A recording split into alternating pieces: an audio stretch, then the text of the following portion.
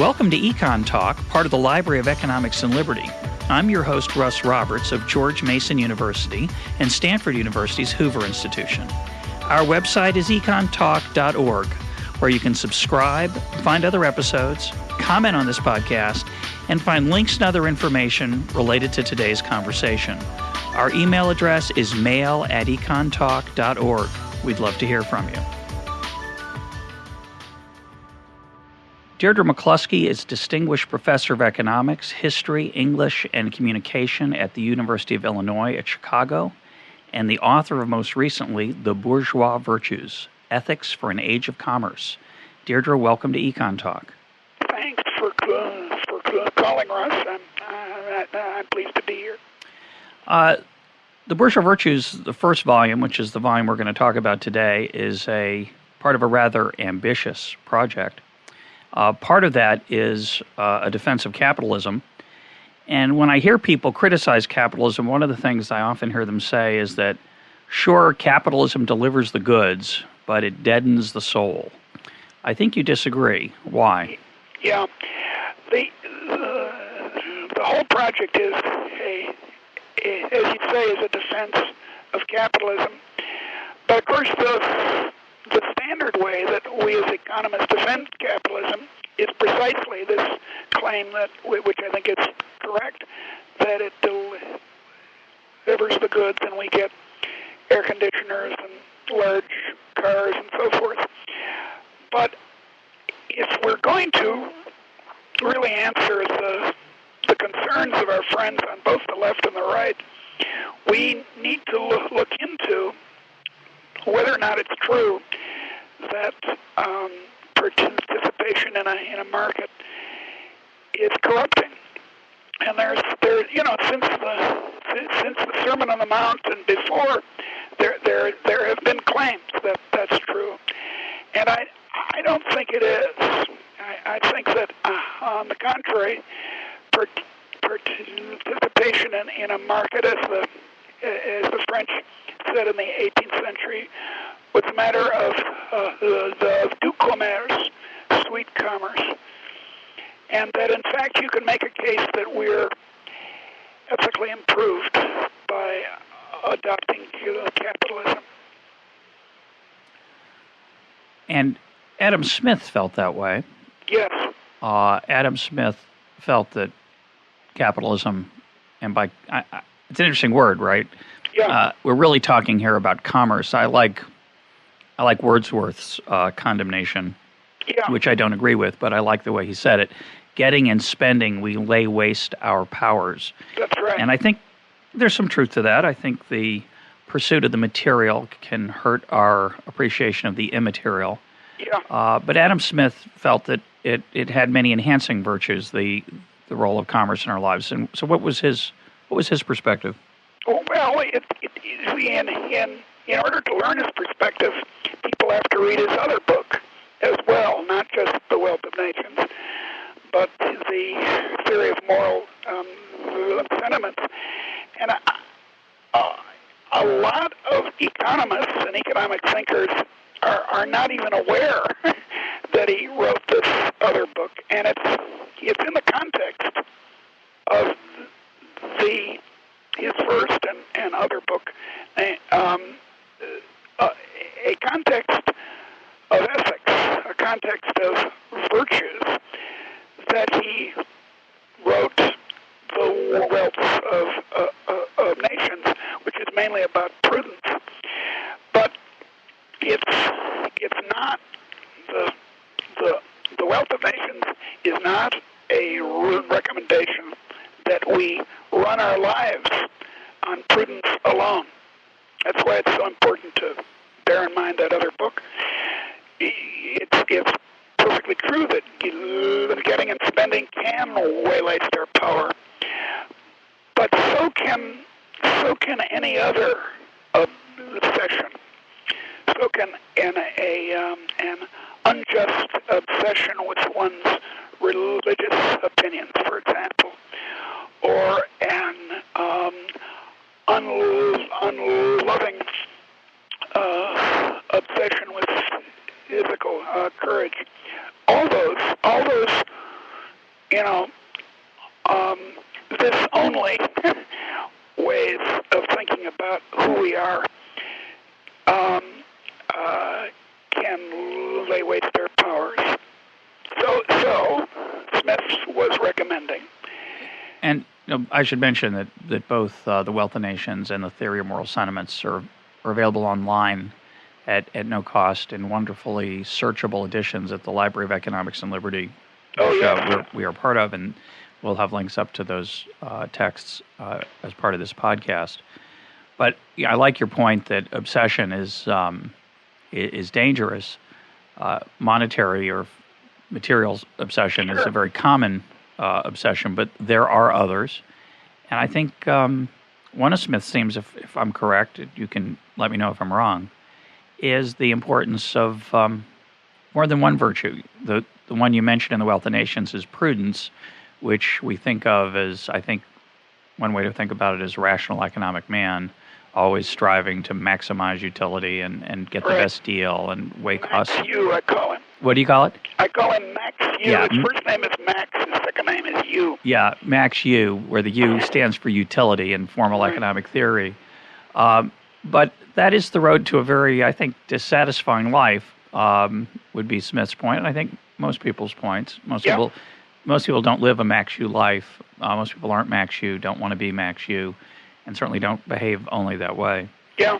What are the implications for economists in thinking about the world, given that people don't always behave that way? We often treat them as if they act that way, but that's not the only part of human nature. Yeah. Well, of course, we're as economists, we're specialists in prudence only. That is, we have both, you and I have written whole books and numerous articles making Max U type points. But we've got to be careful about over-specializing. I mean, it's easy for us to say, oh, well, the psychologists will take care of the virtue of temperance, and the lawyers will take care of the virtue of justice, and the theologians will take care of spiritual love, et cetera, et cetera, et cetera, and the soldier's courage, and so forth. So we economists can specialize on prudence only. That, as you say, is not what Adam Smith recommended, not at all. And I and a number of other people would like to get back to a Smithian economics that, although it didn't throw away the very numerous insights that we get from thinking of people as maximizers in this narrow sense, acknowledges that the temperance and justice and love and courage and hope and faith can change the way the economy works. I mean, for example, I've gotten interested recently in the economics of religion. And as a believer myself, I'm a little distressed by the Gary Becker type argument that religions are only about social capital, only about contacts for your business or something like that, when after all they're about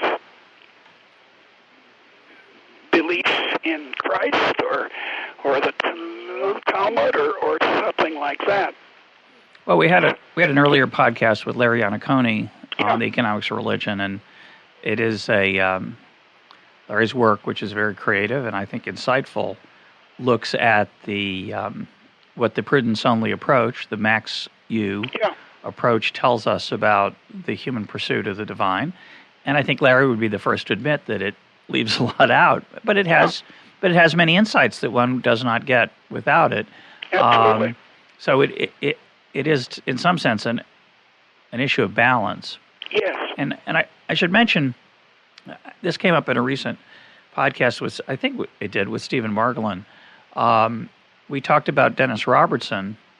Dennis Robertson has a wonderful quote, but Robertson was a early, I think, 20th century British economist. He was indeed. And he said a wonderful thing. He said economics lets us, or I think our economic system lets us economize on love. Yes. And what he meant by that is that by dealing with a bunch of strangers for most of our daily needs and desires. Sorry about that word needs there.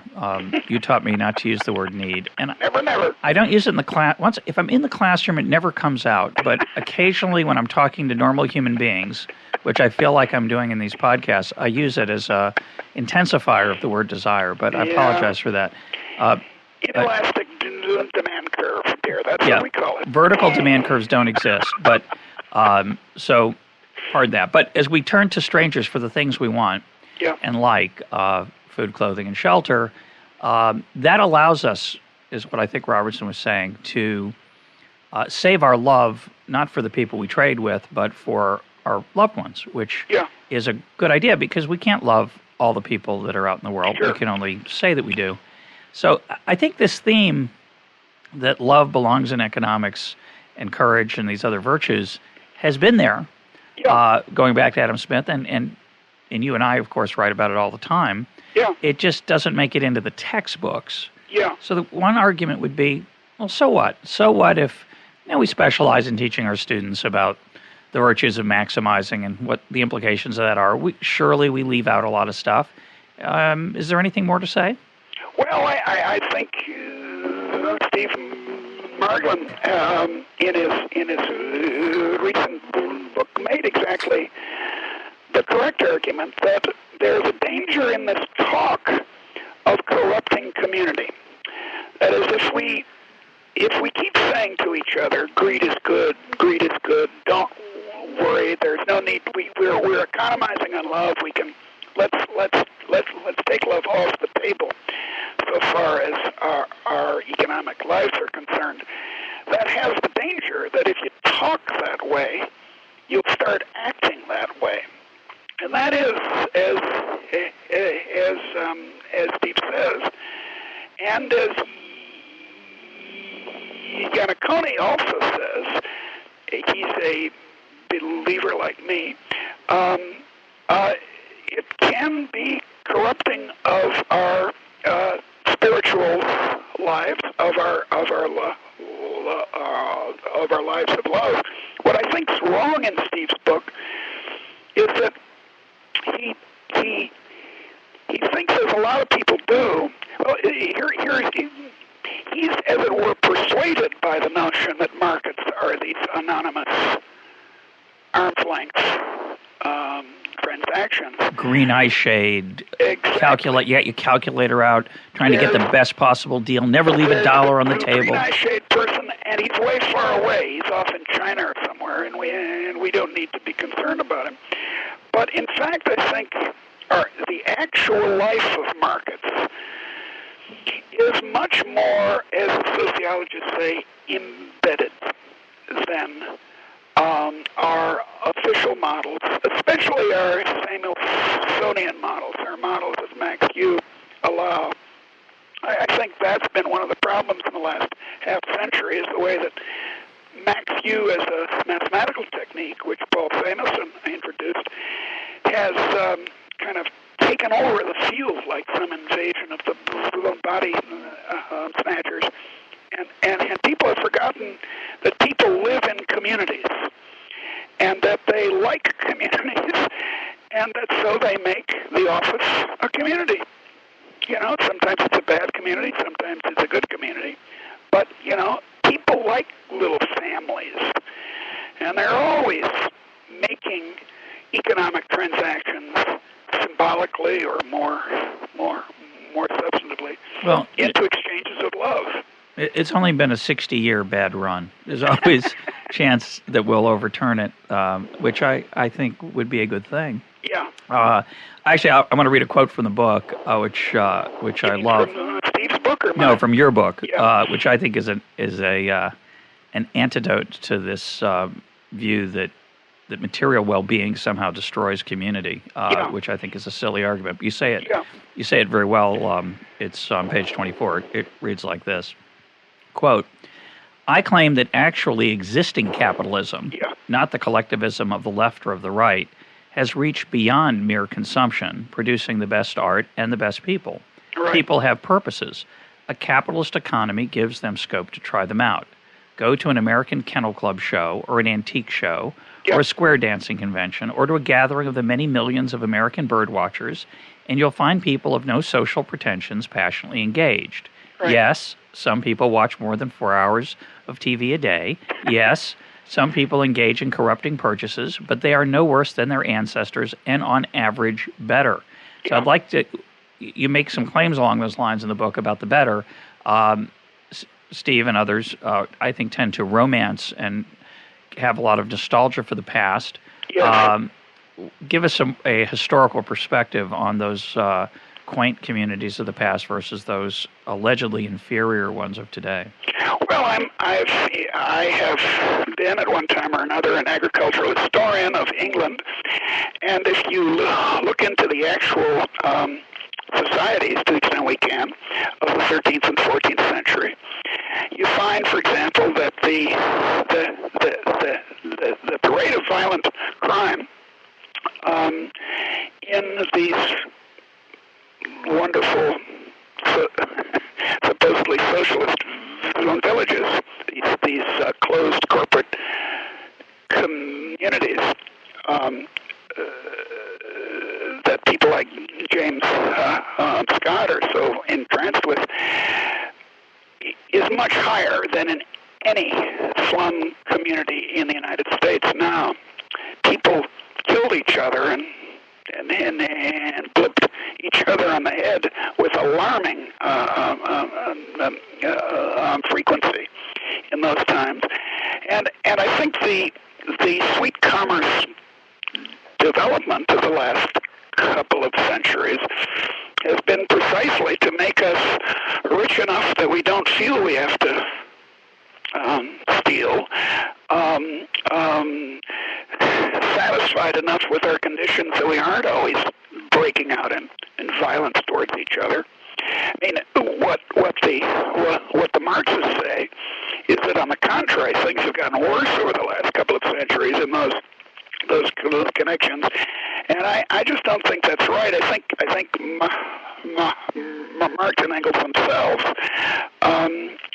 pointed out that the progress of bourgeois capitalism, even up to 1848, had freed millions of people from what they called the idiocy of rural life.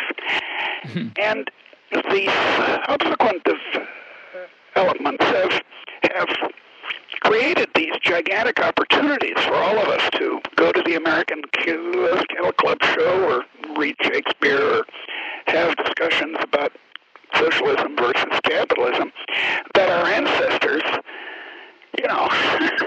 our ancestors just had no chance to do.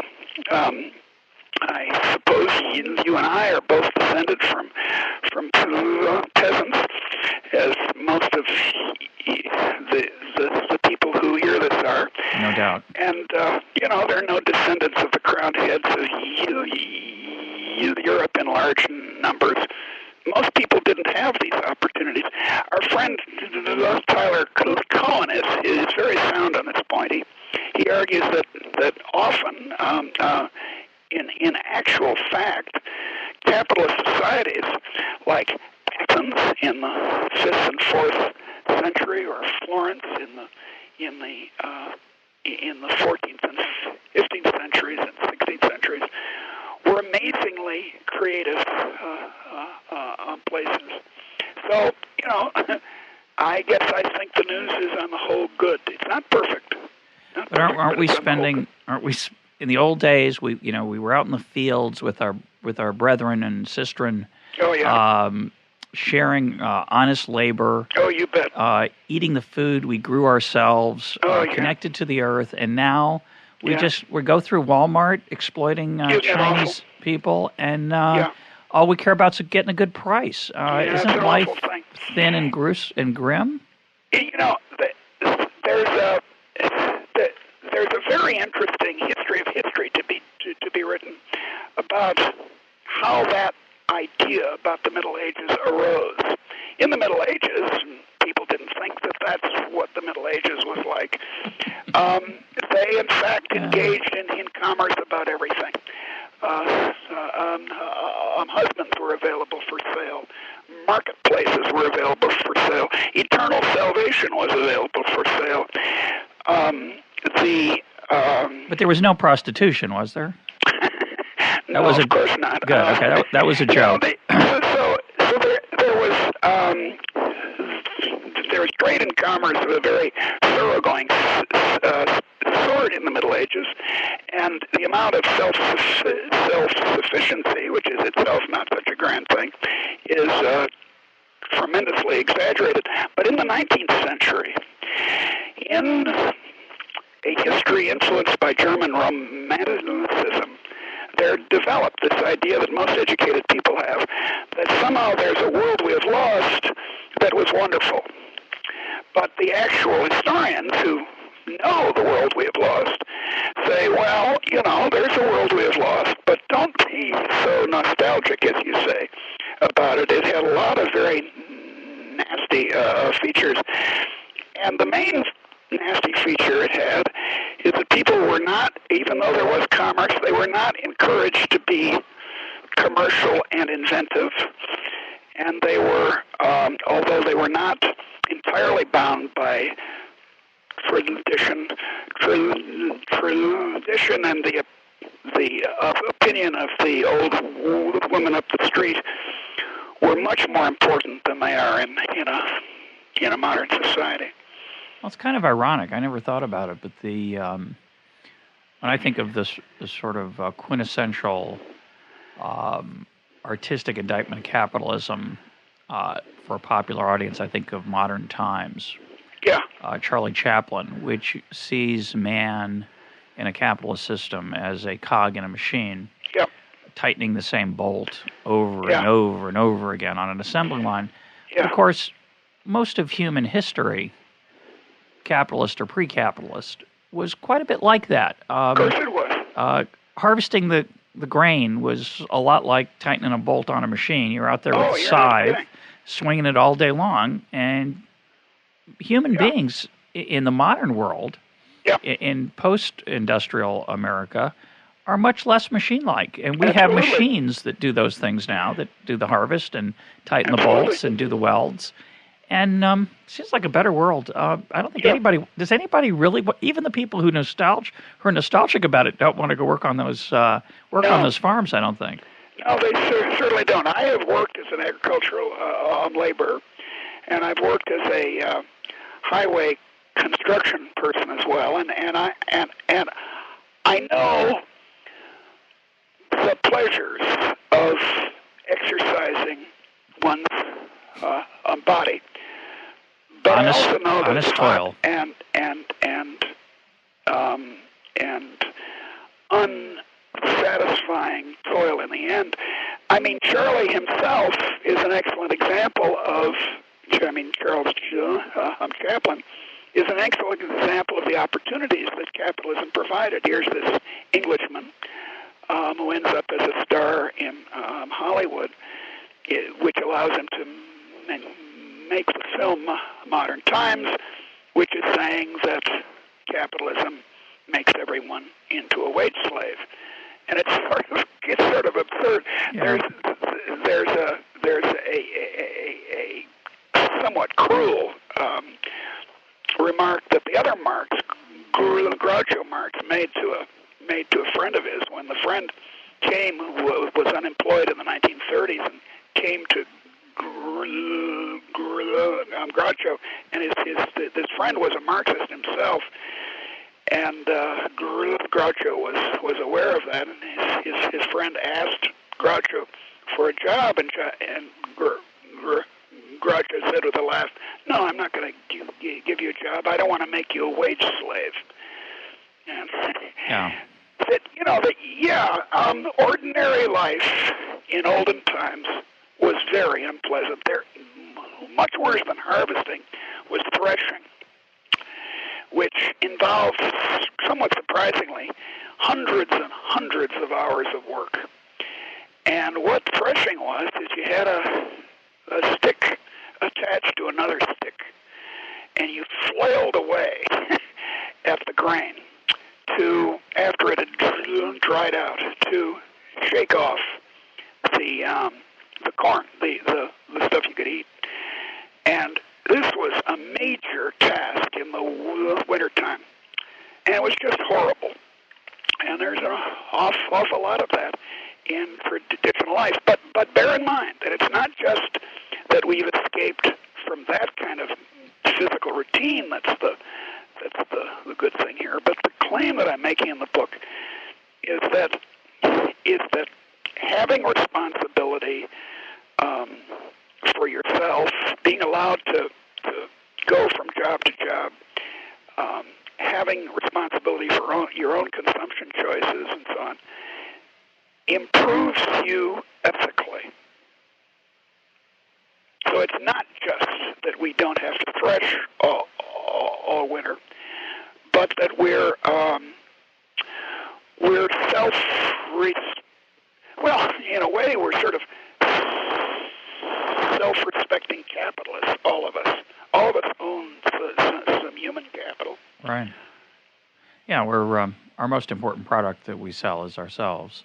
As Adam Smith said, he said in this way, every man, and of course he always said man, every man is a merchant. Yep. Before we leave this topic, I want to mention my own agricultural past because I don't get to talk about it very often. It lasted for less than a week, the worst part of it. Yeah. I was on a kibbutz, a teenager in the Negev, in the southern part of Israel. It'd be about 110 in the heat of the day. So you had we were American volunteers, so we had the choice opportunity of only working from 4 a.m. to 11 because it's Americans don't like working in the sun at 110 degrees, and they wouldn't have gotten any volunteers. But they worked us from 4 to 11, and most days I picked peaches, which is remarkably unexciting.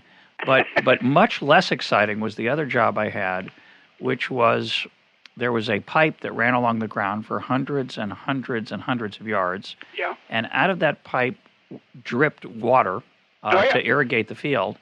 And because it was laying on the ground, dust and dirt would get in the little holes that the water dripped out of. So for an entire day, and maybe more than one day, it felt like more like a year, I would squat on the ground with a pin, and every 30 or so inches were these holes, and my job was to take the pin and remove the dirt and dust and just make sure it was open for irrigation. And it made me long to work in the box factory, which was another activity on the kibbutz, being a cog in a machine, tightening a bolt. So I do think the agricultural life is I think, inaccurately represented, mainly by people who've never lived it. Sure, because their idea of agricultural life is gardening, and even gardening is kind of hard. But people here is there's a difference between a hobby and a exactly. When you have to be out there for 8 or 10 hours a day, that's quite a different matter. More like 12, I think. More like 12 in the summertime while there's still light. So what happens, of course, is that people are seen to move voluntarily from agricultural employment to these terrible jobs in the early mills of, turning a wheel from left to right, because they preferred them. They were better jobs. They were inside, for one thing. Don't the Marxists call that false consciousness? Yeah, that's right. It is. It's a false consciousness that, for example, in China now, it's a false consciousness that is very widely held by millions and millions of people. They move from this state of partial employment in poor villages in China to jobs in Shanghai and on the East Coast, in the West Coast, East Coast generally, where they're earning much more, but not very much, and they're working 11 months of the year for, 6 days a week. So there's a freedom point here. When people have the choice, they choose a capitalist life. In fact, the capitalist life is a life of free choice. Now, what the Marxist claim is that this free choice enslaves other people. But the trouble with that argument is that it depends on this notion of unequal exchange. It depends on the notion that when I make a deal with you, I'm making you a wage slave. Groucho Marx had the theory exactly right. If we want to go back to that, we can always reject free trade, both foreign and domestic, and go back to working 12 hours a day in agriculture. But I don't think we do. Although some people do it, and they're welcome to it. Are. There are people who either for emotional or whatever reasons want to live that life, and they're scattered around America. And that's fine. And I'm all for it. Yeah, I think God it's bless fine. Them. I mean, for instance, I know some Amish people in Iowa, and they do choose a hard life of physical toil on spiritual grounds, and that I think is marvelous and okay. I just don't want to do it myself. Yeah, and they have some modern accoutrements. Although carefully regulated. There are steel tire Amish, and there are rubber tire Amish, and there are ones that allow you to have electricity as long as it's generated on the farm itself. And and I have no problem with that. I think people make fun of that like they're cheating, and they've chosen to have certain restrictions. They have decided that what comes with modernism has costs that they don't want to pay, and and indeed we all do. That's a good point. I don't read the gossip sheets. I think it's bad for one's soul. I don't watch TV 5 hours a day, although I do watch a lot of TV. Well, I don't have cable because that's my way of restricting my temptations to. I once tried to be without TV for a couple of years, and it was good. It was great. We played a lot of board games and my family, and it was fun. But so indeed, one makes a choice, and it's an ethical choice.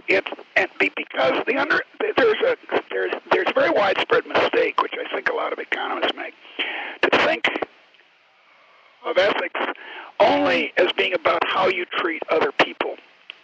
But in fact, it's also, and it has been since the Greeks and the Hebrews and before, about how you treat yourself, and about how you treat your God, whoever your God is. Your God can be science or the revolution or whatever. Those two things, how you treat yourself and how you treat your God, have to be involved in it too. It's not just about how you treat other people. And my point in my book is that those other things, the transcendent God and the self, are not necessarily damaged by capitalism. They can be if we insist on the Amissarian theory of Max Hu as the only thing we need to consider, but they don't have to be. Yeah, we'll talk about that a little bit more. I got you off the track on my reverie about kibbutz life in the 1970s, which is something that, of course, most kibbutz residents are leaving the farm once they've seen Paris. They do long for a less communal, more dynamic, vital existence other than agricultural life. I forgot to mention, by the way, that when I was stooping down there was always this tension. And since these little holes in the pipe were only 30 inches apart, it was a temptation to think you could reach a second one without having to get up again. But it didn't really. It was sort of a Sisyphusian task. You had to get up and get down every time. And when I was doing this hideous task, I always tried to think that I wasn't just cleaning out a pipe with a pin. I was making the desert bloom. But I was, but it just after an hour, it kind of you're cleaning a pipe with a pin. But I got you off your point, which was this idea that capitalism doesn't just deliver the goods. It doesn't just keep us from having to be stooping every 30 inches and working the assembly line.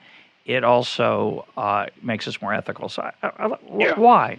What about capitalism makes us? What's ethical? And use this point you've just brought up about the way we treat ourselves. Well,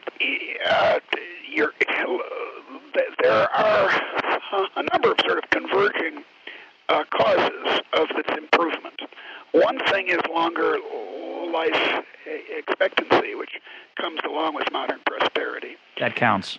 That counts because then you're to think in prudence-only terms, in economic Samsonian terms, your investment in yourself becomes more important because your life is longer. If you're going to die at age 35, there isn't a heck of a lot of point in engaging in spiritual exercises. You're going to be dead before it matters. And then, of course, when you have a high income, you're able to read and become educated and so on. And indeed, one of the very important things that the modern world affords is a long time out of the workforce at the beginning when you're being educated. I mean, extremely long. In the old days, of course, all our ancestors went to work at age 14. But then also a long retirement afterwards. And if the retirement isn't devoted to foolish indulgences, then that's a spiritual improvement. But in any case, a life in capitalism values the individual. The individual is encouraged to think of herself as mattering, in the sense that she's making decisions for herself. They aren't being made by the central planner. They aren't being made by the by tradition or the neighbors. It's the fantastic choiciness of modern capitalism that constantly brings before us ethical choices about how we want to be. This is a point that anthropologists make all the time, regardless of what kind of society they're talking about. They point out quite correctly that material consumption is not about material things. It's about self-definition. It's not just about entertainment and pleasure and how much ice cream you can eat in your life, which tends to be the way we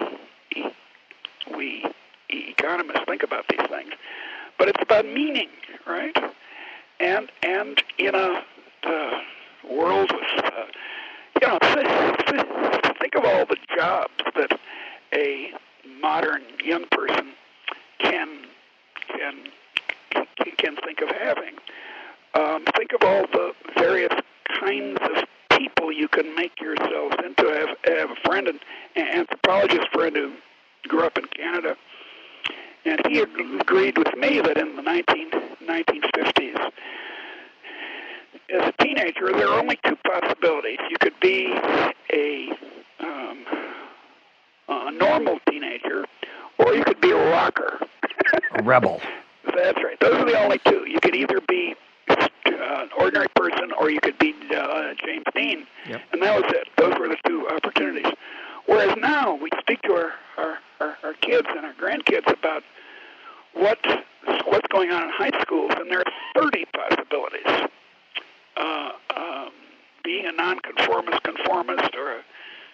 conforming, nonconformance. There are, all kinds of ways of being a human. And putting that responsibility on people, saying to them, look, you get to choose as John Adams what kind of a person you're going to be, and every act of consumption or social behavior that you engage in is part of your making of yourself as John Adams. It's possible, whereas in if you're a member of a certain caste in India in the old days, you're just stuck in that one caste and you have to do that one occupation forever.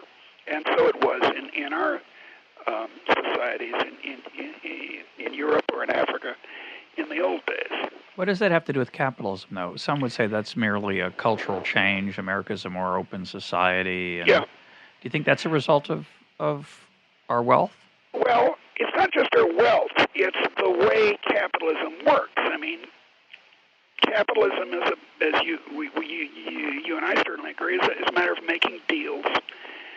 And they're mutually advantageous if force and fraud isn't involved. And that kind of a person who takes responsibility is a rather novel idea. I mean, as I said before, there was trade and commerce in the Middle Ages. Things were for sale. It was a monetized economy, and so on and so forth. There was money. But the kind of person you were was very restricted by what they used to call the great chain of being, from the king down to the dog in the house. There was a chain of being, and you fit into it at birth, and that was it. Now, that doesn't mean there wasn't any social mobility at all. There certainly was, but not the ideas that the society had about itself, regardless of whether or not they were true, were not those of mobility and choice. Whereas we have all these choices, and it comes with capitalism. Certainly centrally planned socialism doesn't come with choice. And even some of the socialisms that my modern Marxist friends advocate, worker ownership, for example, have an unsatisfactory element of compulsion in them. The very word responsibility did not come to have its modern sense until the early 19th century in English. Before, it meant answering, right? Right. Having a response. But this ethical sense of responsibility is very much tied in with the way capitalism works. If capitalism had not paid off in invention, it's not mainly accumulation that does it, but invention, still capitalism would be a good idea because it's a system of personal responsibility. Well, let me give a counterpoint to that, Do. although I find myself very sympathetic to it, and I romanticize that freedom and those choices as I think you've just done. Yes. And I think it's good to romanticize it because I don't think people appreciate the scope for human expression that our current modern lives give us. They take it for granted, and they don't realize that the world was very different. So I think it's good to be rhapsodic about it. But the counterpoint would be, well, we're university professors. We have we're highly educated. We have this freedom to read all these wonderful books and think these creative thoughts. And if we were talented, we could actually be entrepreneurs and more innovative and improve people's lives even more. But so many people can't do that. They lead the equivalent of a 16th century life with just less security. I mean, they can be fired. They don't have the community village safety net. They're required to rely on an imperfect government system that's too cheap because Right. of ideologues like you and me Right. who think that government is destructive. Right. What's your response to that? Well, Besides laughter now and then, but what's your intellectual response? one thing to say is, of course, that there weren't any safety nets in the Middle Ages. People say there were, but there weren't. If there had been safety nets, people would not have been so obsessed as they were with security. And you can see this in now this will sound strange, but you can see this in fairy tales.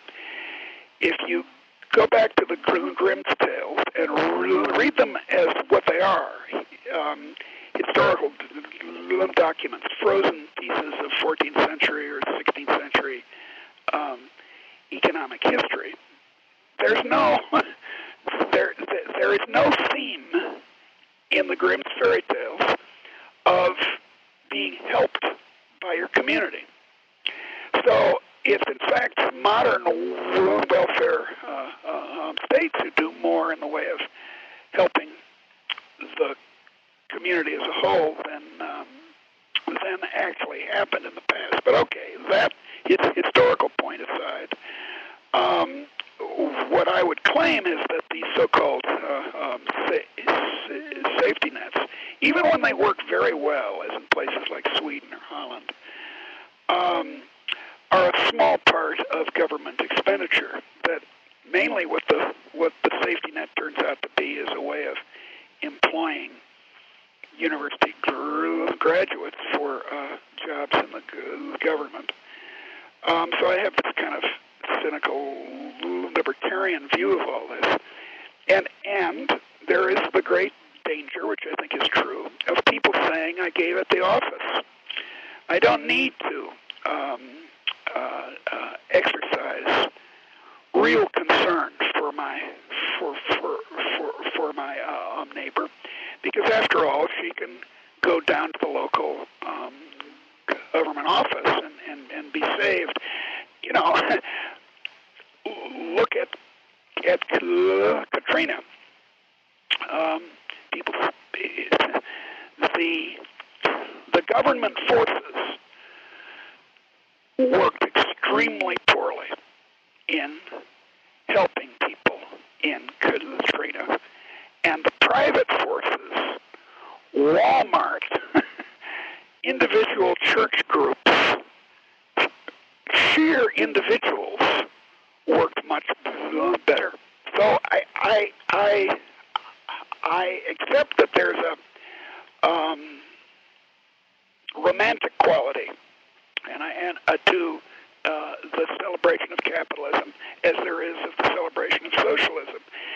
And one needs to be careful of those romanticisms. That's why in my book I try to do empirical work, so to speak. I try to actually look at how things are. Let me shift gears and ask you about the discipline of economics, which is a sub-theme in the book that you talk about. Yeah. We've talked a little bit about it today. I want to take us on a different route, though. Yeah. You were my teacher of microeconomics, Yeah. and ages ago, and I learned a great deal from you in a particular style of economic teaching, Yeah. which I think of as applied price theory, puzzle solving, Yeah. intuition-based economics. That was I think that was about 30 years ago, a little over 30 years ago. Yeah. If anything, in the 30 years that have passed, our profession has become more Samuelsonian, more mathematical, less intuitive, less applied. You and I have drifted off the reservation and gotten interested in sinful subjects like sociology and anthropology and psychology, things that theology too. And theology, and gotten interested in the divine and in love and courage, things that were viewed with great snootiness at the University of Chicago in 1976. But where do you see? Let me say it differently. Where would you like economics to go if you had your druthers. Now, you don't have your druthers, you and I. Yeah. We're nibbling around the edges here, trying to move it in a more balanced direction, or as you would call it. But where would you like it to go? What do you think we ought to be teaching 18-year-olds and 22-year-olds about economics, either at the graduate or undergraduate level? Well, to put it in a single name, it would be Adam Smith. We should become a more Smithian economics, which, as I said at the beginning, is an economics where maximizing the solving of Max U puzzles is in a context of ethics where the economic actor is thought of as being a human instead of a maximizing machine. But I have all kinds of thoughts about how to teach 18-year-olds with Steve Ziliak and Arya Klammer. I've been working on a long time a book called The Economic Conversation, which is an elementary book in which the students and the faculty are urged to talk about economics. Not the faculty members saying, look, here's how it is, but for them to converse about what this stuff means as social thought. And I think that's a good way to go for the elementary students. For the more advanced students, for the graduate students, it would be very nice if we stopped engaging in this terrific abstraction. I think you and I agree, it's not the math itself that's the problem. It's the thinking that mathematical thought is the same thing as economic thought. That's what bothers me. That obviously mathematics is a tool. The particular kind of math we use is probably the wrong kind, but that's okay. Math is a tool, and it's like being against words. You wouldn't be against words, and indeed, math is a language and all that. But if all we do is run Max-U models over and over again, and that's, I'm afraid, what the professional scholarship in economics is like, it's kind of pointless. I call it chess problems. It's not even chess, and it's certainly not war. It's chess problems. And I would sure like our graduate programs to get away from chess problems. The same thing, as you know, holds for, in my views, on econometrics, the statistical part of economics, which I think has gotten way, way off the point. Yeah. Steve Ziliak and I just published a book called The Cult of Statistical Significance, which again is not against the math, it's against the gross misuse of the math.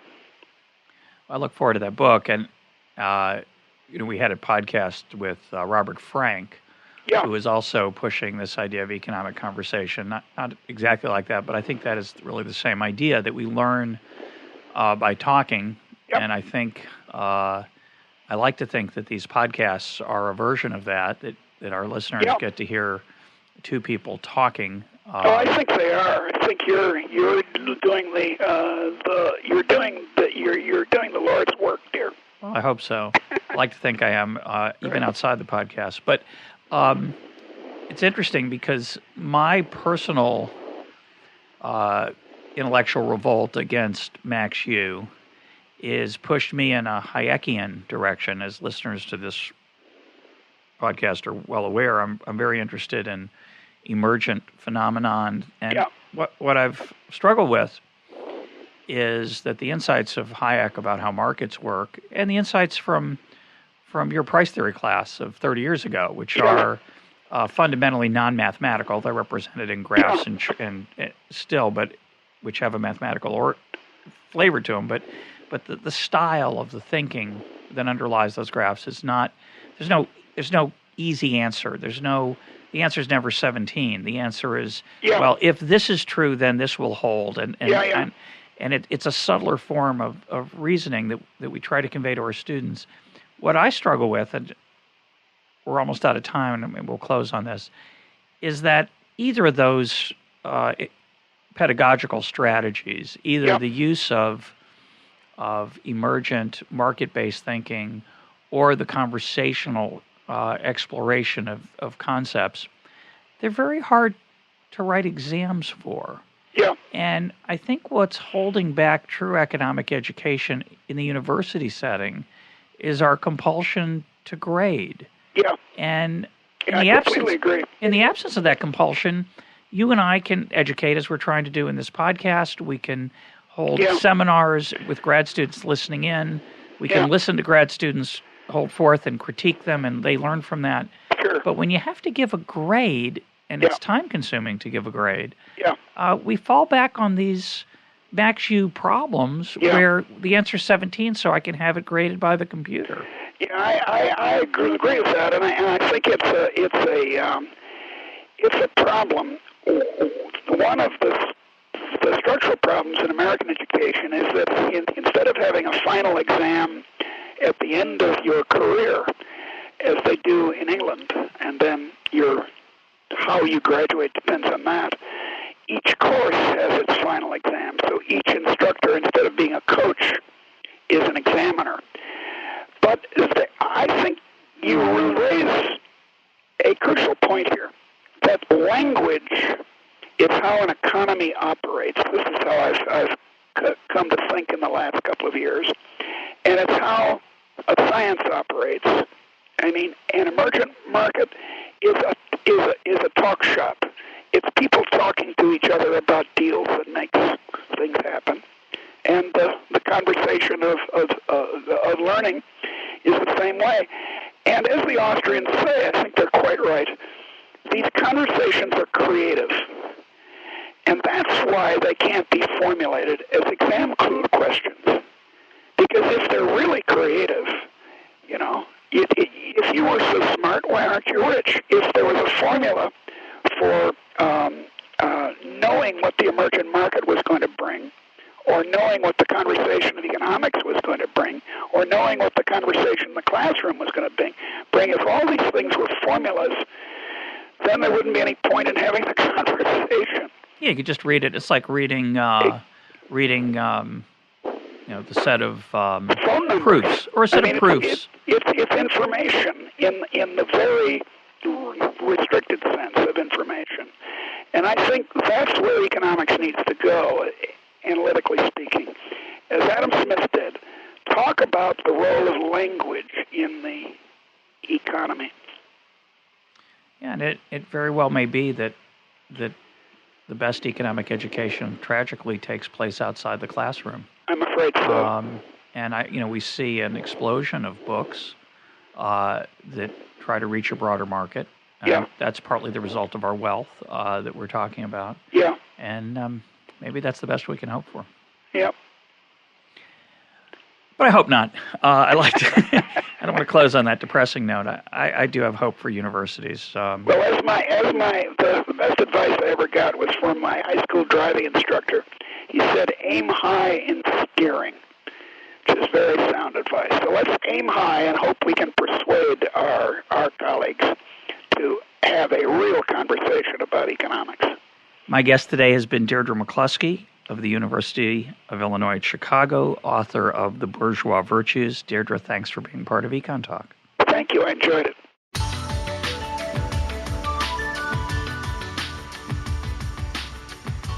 This is EconTalk, part of the Library of Economics and Liberty. For more EconTalk, go to econtalk.org, where you can also comment on today's podcast and find links and readings related to today's conversation. The sound engineer for EconTalk is Rich Goyette. I'm your host, Russ Roberts. Thanks for listening. Talk to you on Monday.